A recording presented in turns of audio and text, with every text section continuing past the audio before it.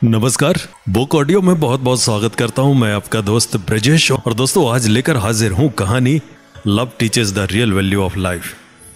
ये कहानी एक सच्ची घटना है जिसमें एक किसान परिवार में पैदा हुआ बच्चा जो कि बहुत शरारती था, लेकिन उसके सपने काफी बड़े थे। आसमान की ऊंचाइयों को छूने की उसकी अभिलाषा थी, जिसे इस पूरी कहानी के माध्यम से समझाने की कोशिश की है कि एक इंसान यदि मन बना ले किसी भी चीज को पाने का तो वो जरूर कर सकता है। इस कहानी की शुरुआत होती है 4 अप्रैल 1991 भारत के प्राकृतिक खूबसूरतियों से भरे हुए राज्य कर्नाटका के विजयपुर जिले के संगोगी गांव के एक छोटे से किसान परिवार में पैदा हुए एक जिद्दी बच्चे से, जिसके पिताजी किसानी से ऊपर उठने के प्रयास में, जैसे भारत के ज्यादातर किसानों का सपना होता है कि अपने बच्चों को बेहतर जिंदगी दें, कर्नाटका की खूबसूरत वादियों से निकल छोटे से राज्य गोवा में बसे। गोवा आकर उन्होंने दिहाड़ी मजदूरी कर अपने परिवार को बेहतर जीवन देने का प्रयास किया। गोवा के वास्को नामक शहर में एक किसान जो दिहाड़ी मजदूरी कर अपने बच्चे के बेहतर जीवन यापन के लिए जद्दोजहद में लगा था। यहीं से शुरुआत होती है हमारी कहानी के एक छोटे से शरारती से बच्चे हीरगप्पा कोली, जो शरारती तो था लेकिन उसके सपने बड़े थे। कुछ करने की लगन, जज्बा उसे बेचैन करते रहता था। उसे गरीबी से ऊपर उठ कुछ बड़ा करने की अभिलाषा थी। जैसे जैसे समय बीत रहा था वैसे वैसे हीरगप्पा कोली की बेचैनी भी चरम पे थी। स्कूली पढ़ाई कुछ खास नहीं थी, लेकिन इतना था कि हमारी कहानी का हीरो पढ़ाई में कुछ खास अच्छा ना होने के बाद भी कभी फेल नहीं हुआ। लेकिन उसके पीछे शायद हीरगप्पा कोली के बड़े भाई का डर भी हो सकता है। यूं तो हीरगप्पा कोली नटखट था, लेकिन बड़े भाई से डरता भी था, और यही कारण था कि हीरगप्पा कोली और उसका छोटा भाई प्रदीप उनके बड़े भाई भीम शंकर से काफी डरते तो थे, लेकिन भीम की अच्छी सलाहों से प्रभावित भी रहते थे। लेकिन हमारे हीरो हीरगप्पा कोली के लिए परेशानियां डेरा जमाए खड़ी थी, क्योंकि हीरगप्पा कोली के पिताजी किसान थे, इसलिए किसानी के अलावा कुछ खास हुनर उनके पास नहीं था, लेकिन अपने बच्चे को बेहतर जीवन देने के लिए पूरा प्रयास कर रहे थे। लेकिन एक व्यक्ति अकेले कमाई कर 5 लोगों के परिवार को बिना किसी आर्थिक साधन वाले काम के दम पर चलाना काफी मुश्किल था, और हमारा हीरो हीरगप्पा कोली और उसका बड़ा भाई भीम शंकर अपनी स्कूली पढ़ाई के साथ छोटा मोटा काम करना शुरू कर दिया। लेकिन आर्थिक स्थिति इतनी खराब थी कि हीरगप्पा कोली और उसके भाइयों को उनके स्कूली अध्यापकों के बच्चों के दिए कपड़े पहनने पड़ते थे। रहने के लिए भी एक छोटा सा 1 कमरे का मकान, जिसमें सुख सुविधा का कोई खास साधन नहीं, केवल जरूरत की कुछ चीजें। कठिनाइयों से भरा हीरगप्पा कोली और उसके परिवार का जीवन बीत रहा था।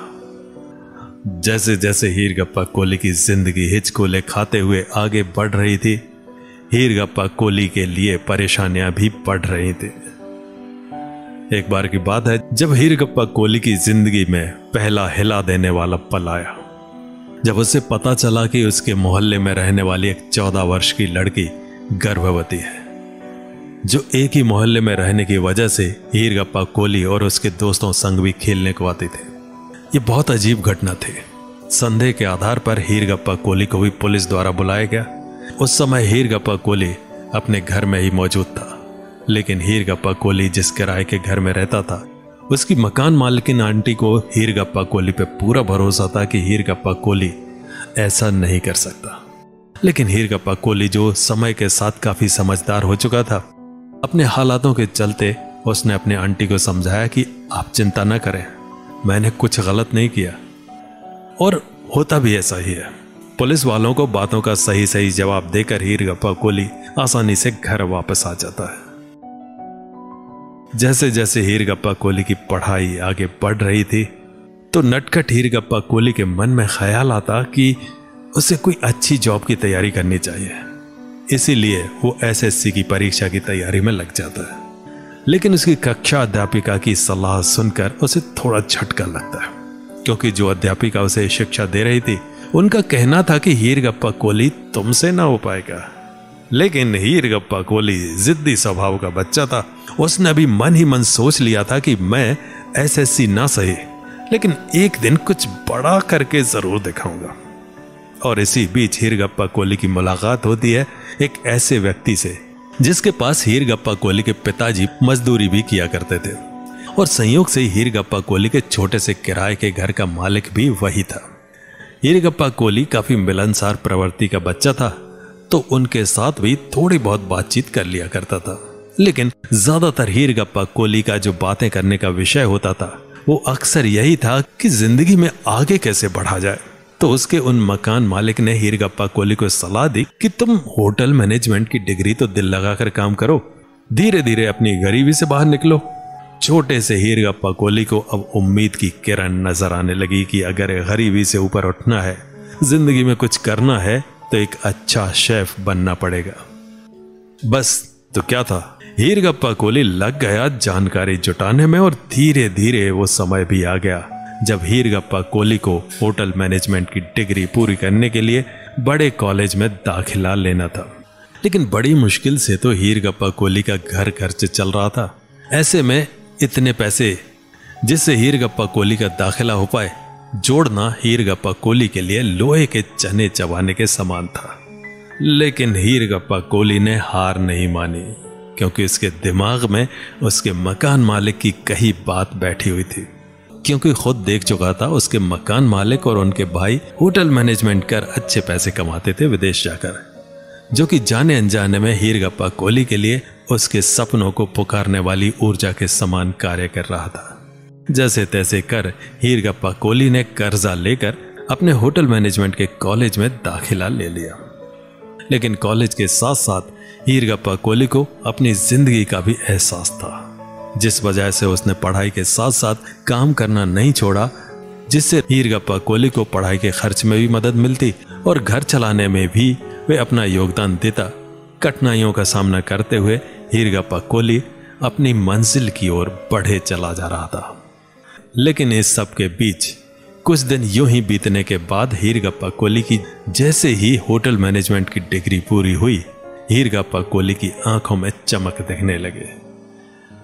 हीरगप्पा कोहली को उम्मीद थी कि दिन बदलने वाले हैं और बहुत जल्द समय हीरगप्पा कोहली का आने वाला है।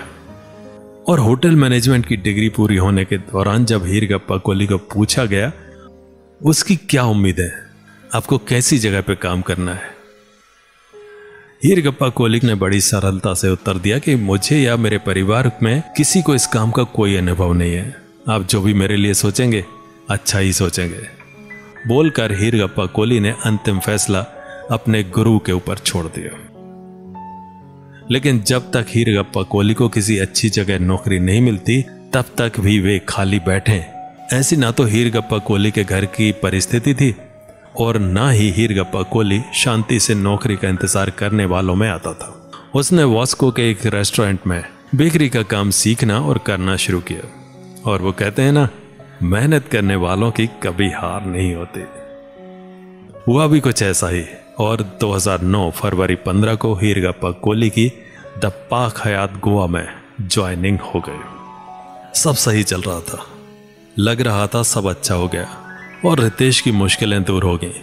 लेकिन दोस्तों, वो कहते हैं ना, जिंदगी जितनी आसान दिखती है उतनी है नहीं। और दोस्तों, हमारी कहानी में आती है हीरगप्पा कोहली की प्रेमिका प्रेमा। दिन था 6 अगस्त 2009।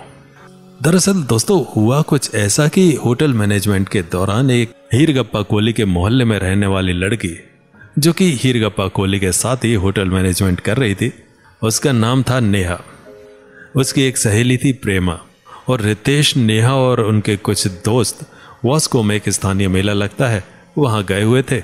और नेहा, जो कि हीरगप्पा कोहली की दोस्त थी, और नेहा की दोस्त थी प्रेमा।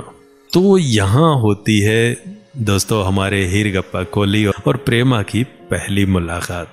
और मेले में घूमते घूमते रितेश और उसके सभी दोस्तों को घर जाने को देरी हो जाती है, क्योंकि रितेश और उसके सभी दोस्त एक ही मोहल्ले के थे, तो कोई समस्या नहीं थी, ये सब साथ जा सकते थे। और कहानी जारी रहेगी अगले अंक में, तो मिलते हैं अगले अंक में।